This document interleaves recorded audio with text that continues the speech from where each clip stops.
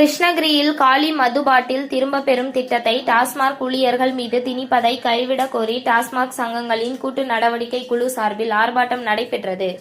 கிருஷ்ணகிரியில் உள்ள தமிழ்நாடு மாநில வாணிப கழக கிடங்கு முன்பாக டாஸ்மாக் சங்கங்களின் கூட்டு நடவடிக்கை குழு சார்பில் காலி மது பாட்டில் திரும்ப பெறும் திட்டத்தை டாஸ்மாக் ஊழியர்கள் மீது திணிப்பதை கைவிடவும் மாற்று திட்டத்தை செயல்படுத்த வலியுறுத்தி ஆர்ப்பாட்டம் நடைபெற்றது. டாஸ்மாக் அண்ணா தொழிற்சங்கத்தின் மாவட்ட செயலாளர் சண்முகம் தலைமையில் நடந்த ஆர்ப்பாட்டத்தில் பாட்டாளி தொழிற்சங்கத்தின் மாநில அமைப்பு செயலாளர் விநாயகன் மற்றும் மாநில செயலாளர் அப்துல் கலீல் ஆகியோர் கலந்து கொண்டு கண்டன உரையாற்றினார்.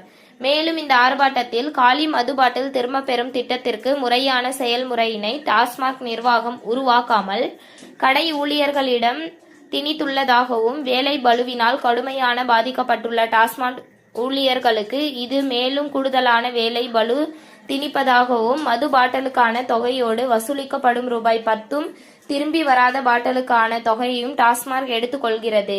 இதனால் ஊழியர்களும் நுகர்வோரும் பாதிக்கப்படுகின்றனர் எனவும் நீதிமன்றத்தில் தாக்கல் செய்துள்ள பொதுநல வழக்கு இறுதி உத்தரவு பிறப்பிக்கும் வரையில் காலி மது பாட்டில் திரும்ப பெறும் திட்டத்தை நிறுத்தி வைக்கவும், ஊழியர்களின் தலையில் திணிப்பதை கைவிடவும் மாற்று திட்டத்தை உருவாக்கி அமுல்படுத்த வலியுறுத்தியும் கண்டன கோஷங்களை எழுப்பினார்கள்.